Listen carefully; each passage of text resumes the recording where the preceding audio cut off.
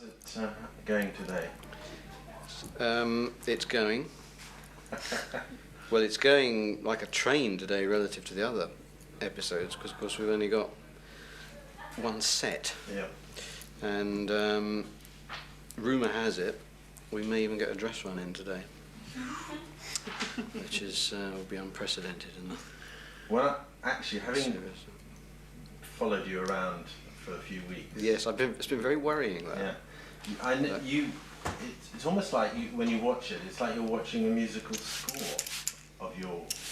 Does it feel like that? In that the rhythm of it is crucial to you. Yes, it is. I've sort of used that analogy before. That you're not only writing the book, as it were, the libretto. You are writing the melody to some extent, because because you kind of imagine. I find it hard to to write dialogue, for instance, without imagining how that dialogue will be spoken, roughly, because it, as we any speech can be said 100 different ways with different meanings, different interpretations, different subtexts, attitudes, and only one of them probably will be funny. So it's not just a matter of just literally taking the text, which is why I find myself, which actors hate, of course, underlining words and things. But of course, sometimes I think it's a good guide. It's not like everything has to come out, in a very mechanical sort of paying such respect to my rhythms that it's the actor's kind of straitjacketed about it. But I think it's important to give them a guide as to where I think the attitude lies at any particular moment, and it's just rhythms, isn't it, really? I think people like me who've been on it for a while understand that absolutely.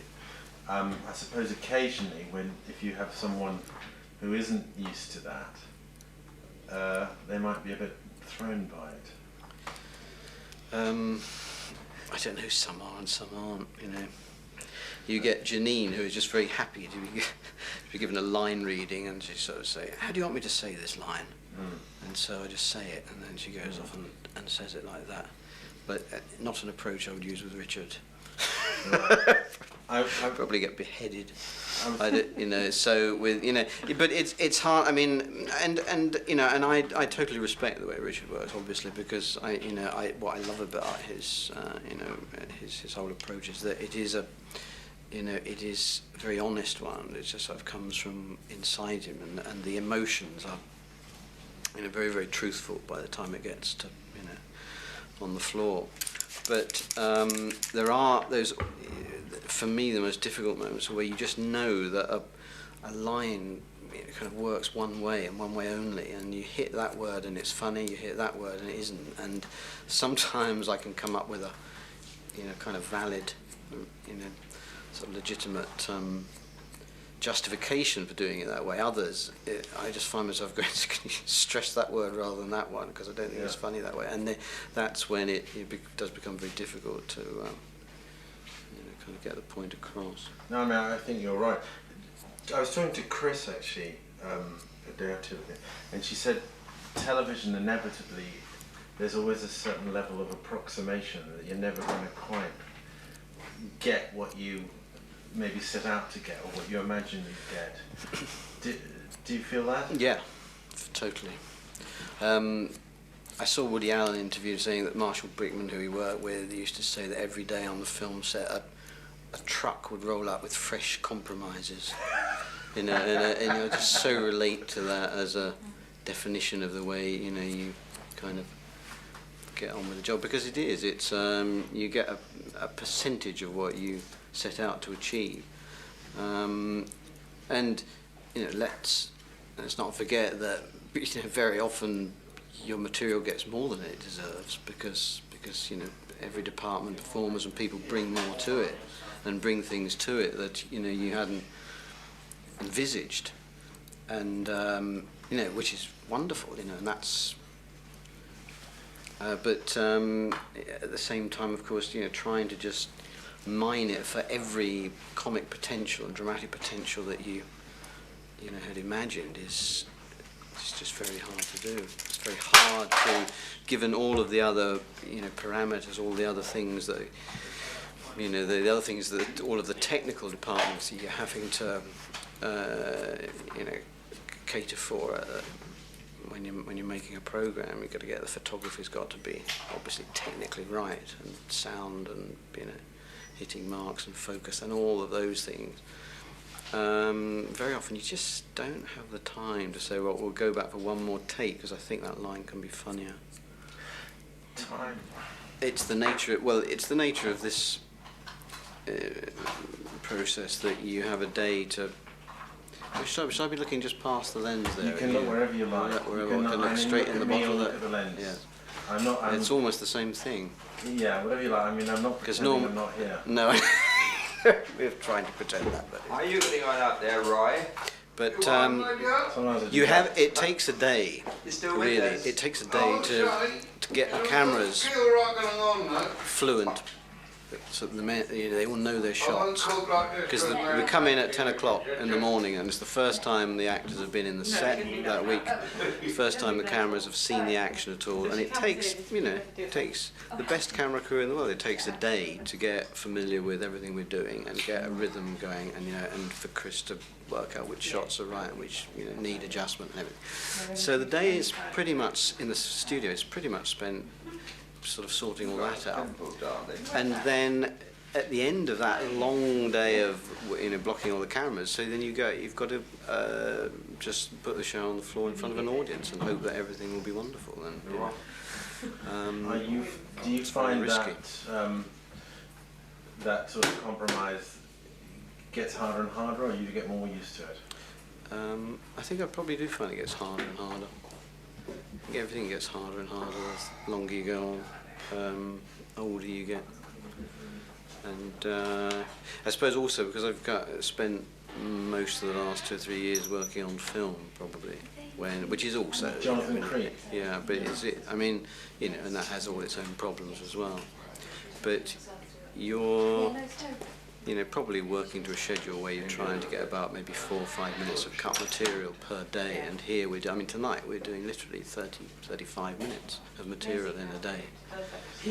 And you just come back to the same thing. You don't have the same amount of time to concentrate on everything. Yeah. You can do stuff more piecemeal on film as well, because unless again you're like Woody Allen and do everything in a very long developing master, but that's sort of the kind of camera style that we have in the studio. We tend to go with very loose shots, loose developing shots, and rather than lots of tight singles where you can just chop around from one to another, and if you have to do retakes, it's very easy to kind of get between takes. But it suits the style of the show for it to be very loose and fluid that way, and it's a style that Susie started and Chris carries on, which I think is great. It's a great strength of the show, but it does make it very difficult to edit. Do you the Bless you. decision to kill Victor off, is that because you've just had enough? Yes. Is that a very awkward question with Richard sitting 2 feet away? No, there's nothing I can't say in front of Richard. That's right. Yes, I suppose it is. It's I can't really sort of consider the whole thing without the fact that we've been off for a long while. So killing him off, coming back to kill him off, is the series has been off. It's 6 years since we've made a series, and 3 years since we made anything, even a Christmas special. 3 years running, we made a Christmas special each year, and so I don't. It's not like we're been making it's like 6 or a dozen shows every year, and then suddenly we decide to abort it all, like a long-running American series or whatever. We're kind of coming out of retirement just to do this, and so, and I think a lot of people believe that the show had finished already anyway. It was, every time I saw it mentioned, it was spoken of in the past tense. So a lot of people will be kind of taken aback that it's even reappeared. But I just felt that if we did reappear, we should make it unequivocal that it was, for the final run. And the only way of doing that was to get him off at the end. I don't think there was any way that you could finish the show with Victor still intact, and people wouldn't keep coming up saying, "When are you doing some more?" Was that an easy decision? Yeah. It was for me, because I didn't know when I embarked upon it. I didn't know even whether I had 6 more half hours in me, and if I hadn't, then we would have said, well, it was a nice idea, but it didn't manage to find them. I remember one Christmas special where you said you nearly gave up because I know that's the last one. That was the last one we did. You weren't sure if you could do it. At what point, when you're doing a new series, do you realise you can do it? When you've written them all? No, well, I only ever know episode by episode. I only know that I know that there is a show there when I've got the synopsis, if you like, when I know what all of the ideas are that go to make up the construction of an episode. I know that ultimately will appear. If I feel pretty confident in the strength of the ideas, even if it takes me an eternity to write it. That's a technicality. That just means I'm just floundering around in the actual script writing process. But if I know the materials there, then I know ultimately that show will appear. But that's one show. If I've still got 4 more shows to write, all I can be certain of is that I've written 2 shows. I don't know there are another 4 until I get the ideas for each one. You'd never. I don't plan a whole series in advance, because I only intend only to. And when you write an episode, you never start with any dialogue, do you? No. Basic. Although when ideas come into the head, occasionally lines will be a part of that idea, or sort of there might be a line of dialogue or an exclamation or an exchange or something that sort of defines that is the meat of that idea, and that will find its way into the the final text. But you don't think about it. Its ideas are everything to me. It's bricks without straw, really. If you haven't got the idea, then I suppose this show is almost an exception to that, because it is primarily about dialogue and lines, but it is also but there are, I like to think, some sort of reasonably meaty ideas sort of bedded in there as well, but as well as the overall sort of concept of just the 2 of them sort of just struggling to survive in this environment of the power cut on a very, very hot evening. Does it ever cross your mind that you may never have experienced this kind of success with a series again? Oh yes, yes. I've got quite certain about that. I think it's the sort of thing that happens only once in your lifetime, and it's a great thrill that it's happened once, really. Why do you think it happened with this? I don't really know. I think it's good. I've been very pleased with it, and I think a lot of factors all came together. Probably a lot of my best writing, but in conjunction with finding the best performers, a cast of most gifted and funniest performers and best actors, really. There's people often say there's a dark side to this, but there's a very sensitive side to the writing. I'm back. Is she back? Are they going? What time are they starting? Are they? They're just doing protocol. Oh, that's just the with the wings. Where does that? There's essentially there are people who are leading very painful lives. A lot of people in there. We are certainly. No, you mean we are as human beings? on the production team. Oh, well. But Where does that sort of there's a sort of tragic quality that runs throughout the whole thing that I think is a strength in a way. Is that something? Yeah, I think, you know, I mean, you can look at this show and find it incredibly bleak. I mean, I think that's why One Bit in the Grave will never achieve the sort of mass affection that a show like Only Fools and Horses does, because Only Fools and Horses has great warmth as well as being sort of funny and is kind of more conventional in many ways, but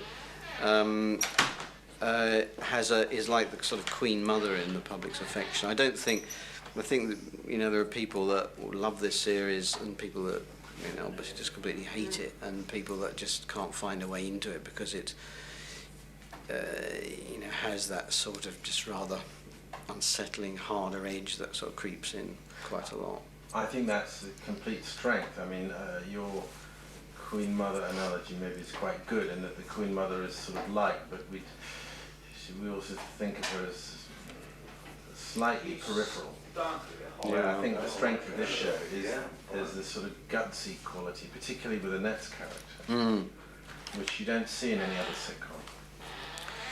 Well, it's nice just not to pull the punches occasionally. And I was saying to someone the other day, I mean, that's the easiest bit of it, of course. And so it's very easy to adopt that as a sort of policy and say, well, we will just, you know, once he's buried up to his neck in the ground, we'll have a phone call that says our mother's died, you know. Why is that easy? It's easy because tragedy is much easier than comedy to write, I think. Because it's very easy to define what is tragic. I mean, you know, David Renwick has been writing tragedy for 25 years to my fucking knowledge. Tragedy yes. with jokes. Tragedy with, yes. Tragedy plus time. Who was it said that? It was Alan Alda, wasn't it, in Crimes and Misdemeanors? If it bends, it's funny. But you had that line, what was it, about a glimpse inside the mind of David Renwick. I remember this was one of your quoted lines, as a place no one would ever want to go. But and it's just got worse since then, really. Because Roy and I met in, must be 25 nearly, years ago. yeah, 25, more than that probably. When I was just contributing to some radio shows written by Peter Spence, who wrote a lot of stuff for Roy. Do you remember Up Sunday?